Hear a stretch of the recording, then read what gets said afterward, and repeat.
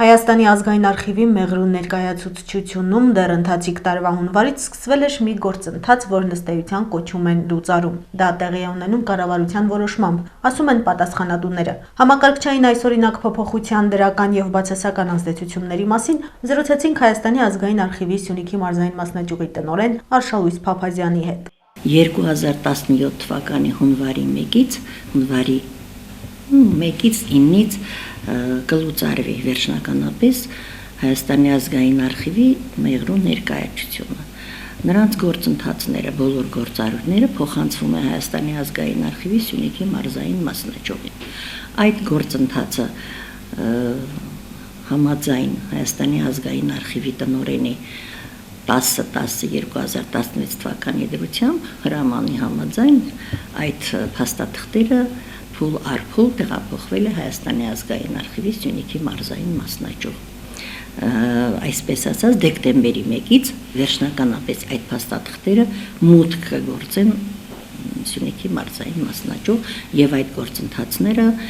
կսկսեն իրականացնել մեր արխիվի միջոցով քաղաքացիներին բնակչությանը տեղեկատվություն տրամադրելու հարցում։ Ինչ վերաբերվում է այս պահի դրությամբ Մեղրու ներկայացությունը մինչև հունվարի 9 մնում է գործածության մեջ, այնտեղի աշխատակիցը դեռ շարունակում է այնտեղ աշխատել։ Մենք առաջարկել ենք, որպեսզի քաղաքացիները իրենց դիմումները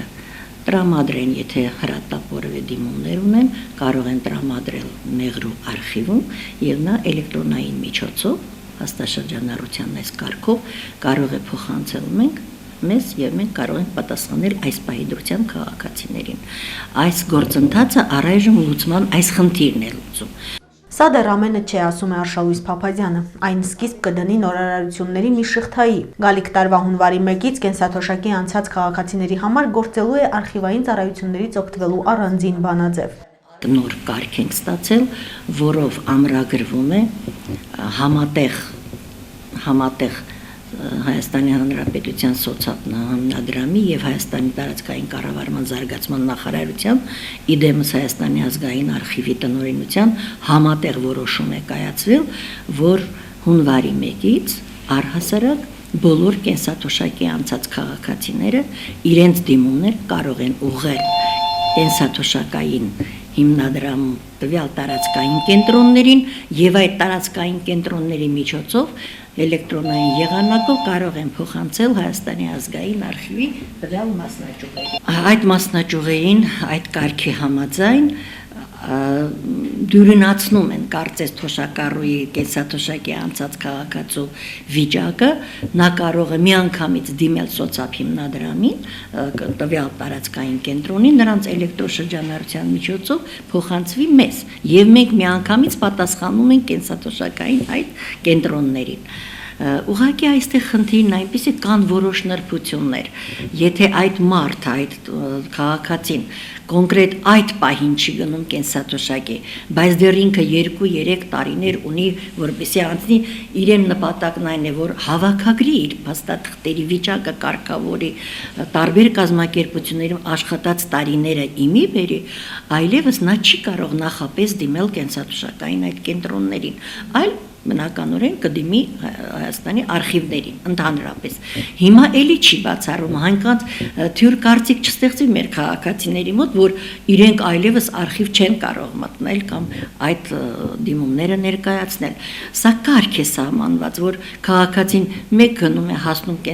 կենտրոնները կենսաթոշակային եւ այնտեղից ուղարկում են այստեղ մի քանի տեղաշարժ չկատարելու համար, եթե միանգամից նա գնում է կենսաթոշակի խնդիրներ կունենա այնտեղ, նրանք կարող են մեզնից պահանջել տեղեկատվությունը։ Իսկ եթե քաղաքացուն հետաքրքիր է նախկին եւ նախորդ տարիների իր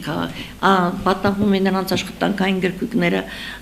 կորցրած են լինում կամ ինչ որ միտեղ թողած, նրանք վերականգնելու խնդիր ունեն։ Նրանք միանշանակ կարող են նորից դիմել։ Այս գործընթացը կտարածվի նաեւ Մեղրու տարածաշրջանին։ Այնտեղ կլինի հատուկ էլեկտրահաստաշրջանառ իրենց կենտրոնների հետ միասին կհեշտանա այս ֆունկցիան։ մենք կարող ենք փոխանցել իրենց, նրանք կարող են տրամադրել։ Սա խոսքը վերաբերում է միայն այս կենսաթոշակին վերաբերող հարցերին, բայց չէ որ քաղաքացին միայն այդ հարցերով չի դիմում։ Եվ սա միայն Հայաստանի Հանրապետությանը չէ, կան քաղաքացիներ, որոնք այդ տեղեկատվությունը փոխանցում են ՌԴ, Ուկրաինա, Բելարուսիա, արտերկրում գտնվող, իրենք այնտեղ են կարող թոշակի գնալ։ Այս հարցում արդեն դժվարություններ առաջանալու է մեղրու բնակչության խնդրով։ Ոչ մի նոր բան հեշտությամբ չի ընդունվում ու չի ընկալվում, այս դեպքը եւս բացառություն չէ։ Դժվարություններ իհարկե կլինեն, ասում է Արշալույս Փափազյանը, բայց եւ այնպես վստահեցնում է, ամեն ինչ ժամանակի ընթացքում իր տեղը կընկնի։ Դժվարություններ լինելու են դիմումների հարցում, փոխադրելու հարցում, դիմումի պատասխանելու հարցում, մենք օգտագործենք ամենառացիոնալ եղանակները քաղաքացուն այդքան շատ նեղություն չպատճառելու համար։ Մեղրու արխիվային ֆոնդն արդեն տեղափոխվել է մարզային արխիվ։ Այստեղ պետք է ուսումնասիրեն դրանք, բեռնաթափեն, վերակազմավորեն ու տեղավորեն։ Հրամանի համաձայն պետք է դեկտեմբերի 1-ին մենք ավարտեինք այդ գործընթացը, բայց քանի որ ճիշտն ասած մտածեցինք հետագա կլիմայական եղանակները մեզ չխանգարելու համար, մենք նոյեմբեր ամսվա կեսերին տեղափոխել ենք 79 ֆոնդ ենք տեղափոխել, երևի դուք միջանցքում նկատեցիք, այդ 79 ֆոնդի մեջ ներառում է 11561 գործ։ Դա բավականին հսկա գործընթաց է, այդ գործընթացը, որպեսզի մենք կարողանանք համակցել մեր արխիվի հնարավորությունների տեղաբաշխման հետ միասին, նրանք բավականին վերամշակման կարիք ունեն։ Եվ մեր արխիվներն ունեն բեռնաթափման խնդիր, եւ իրենց արխիվներն ունեն, սա առնվազն, եթե փորձառությունը կամ ժամանակը կամ ամեն ինչը հերիքի 1-ից 1.5 տարվա ընթացքում մենք կարող ենք լիովին բերել մի տեսքի, որ կարողանանք լիարժեք արխիվը այսպես տեղավորել։ Այս պահի դրությամբ մենք մտածում ենք հունվարի 1-ից հետո սկսել վերամշակման աշխատանքները։ Սովորաբար արխիվներն են զբաղվում լուծարվող կառույցի փաստաթղթավարությամբ։ Հիմա պետք է զբաղվեն հենց արխիվի ներկայացուցչության լուծարման գործընթացով։ Գործընթացը կարող եմ ասել շատ նրբորեն է կատարվել, անկորուստ է կատարվել եւ համոզվելու փոխադարձ համոզմունքի պայմաններում է կատարվել, իսկ ամենակարևորը մենք գործերի կորուստներ չենք ունեցել, ամբողջապես հնարավորինը տեղափոխել ենք, որ այդ գործընթացում բնական է, այդպես էլ պետք է լիներ, այլ դժվարությունների չենք հանդիպել։ Դժվարությունը միայն այն է, որ ճնշված գործընթաց ես դու կատարում, ճնշված գործընթաց ես կատարում, բայց թե պահանջ է, այդպես թե այնպես, բայց մենք ձգտում ենք, որպեսզի ի վերջո քաղաքացին իր տեղեկատվությունը լիարժեք ստանա։ Սա ամենամեծագույն բանն է, որ արխիվը ունի 4 ֆունկցիա՝ համալրում, հաշվառում, պահպանում, հրապարակում։ Մենք այդ 4 ֆունկցիաների տերն ենք եւ պետք է դա անկախ ամեն ինչի ես այսօր էլ ձեր միջոցով եւ ամեն բոլոր ժամանակներում, երբ ես հանդիպում եմ լրատվամիջոցներին, իմ խնդիրն է կորված փաստաթղթերը պետք է տեղափոխեն Հայաստանի ազգային արխիվները պահպանության։ Միևնույն է, այդ փաստաթղթերի ետևին մարդկային ճակատագրերն են։ Սա իմ սկզբունքն է, ով որտեղ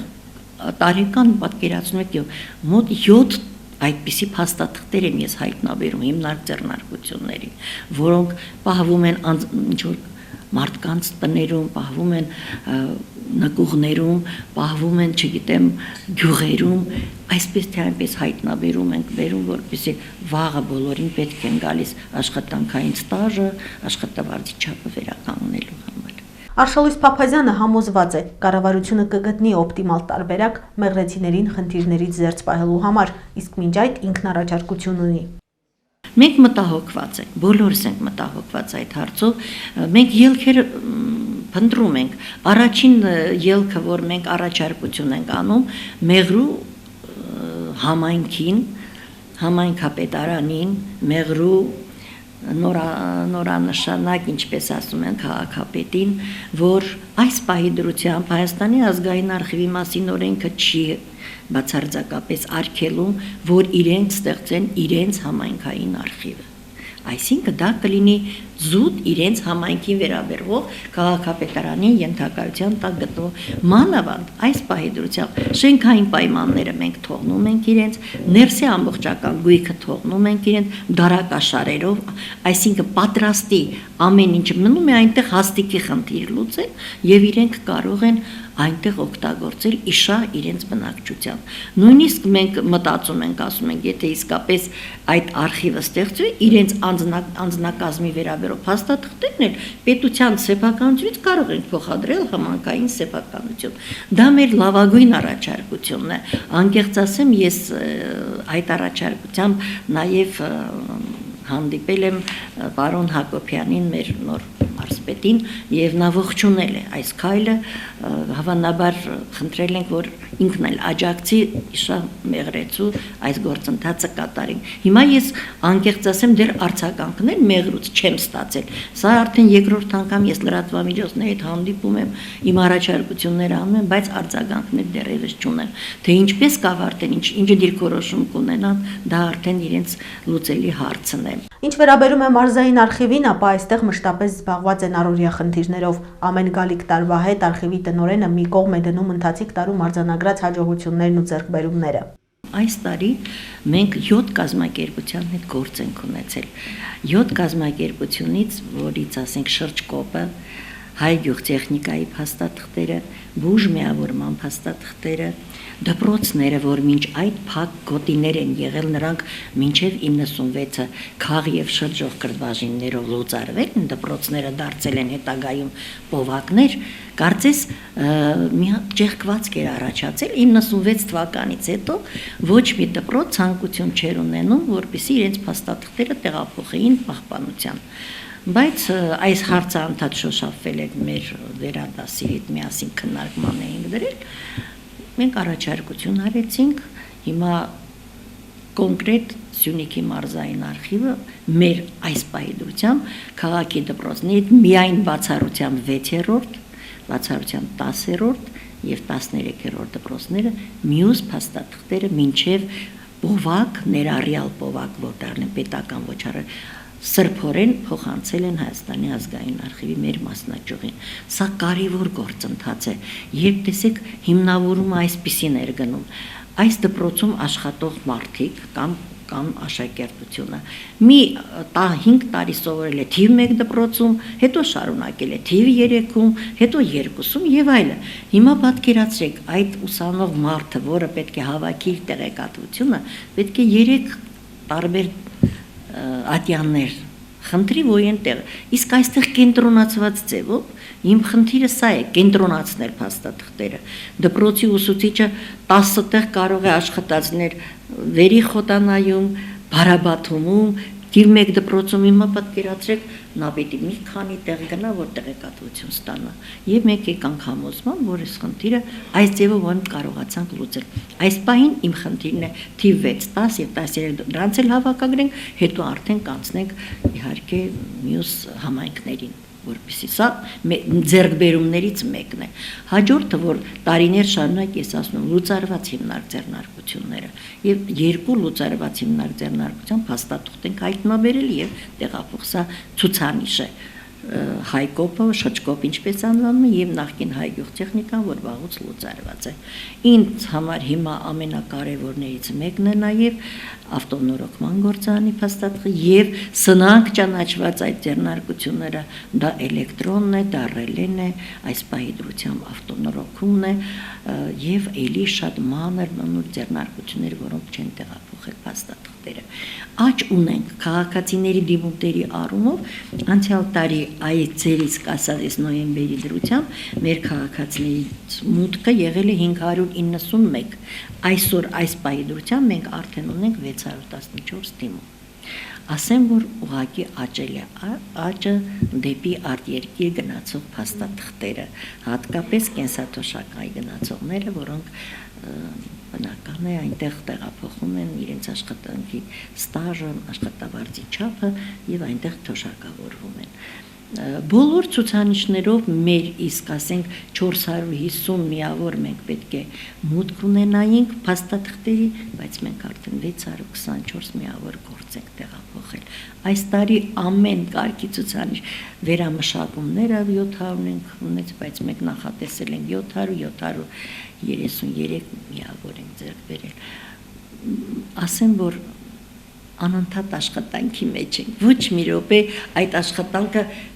միշտ հավալրումը կա եւ դու պետք է աշխատես։ Շատ հատկապես ուշադրություն ենք դարձնում տեղերում արխիվների փաստաթղթերի պահպանության հարցում, որպեսզի գոնե եղուն տեղած որտեղ օրինակ Մարզպետարանի արխիվը հրաշալի է, այնտեղ շատ լավ կազմակերպ է, թիվ 13 դպրոցը գնաց ուղարկում ենք, այցելություններ ուղարկում ենք, որ տեսնենք դե լավ չեք տեղափոխում, տեսնենք ինչպես են, լավ պահպանում, բայց կան տեղեր, որոնք անմխիթար վիճակում են, ու մենք խորհուրդ ենք տալիս, որ անպայման շտկեն, ուղղությունները վերցնեն եւ աշխատեն։ Արշալույս Փափազյանը զբաղվում է նաև անհատական գործերի հավաքագրմամբ։ Այդպիսի ֆոնդեր գոյություն ունեն, որոնք կոչվում են անձնական ծագման ֆոնդեր։ Այդ անձնական ծագման ֆոնդերը մենք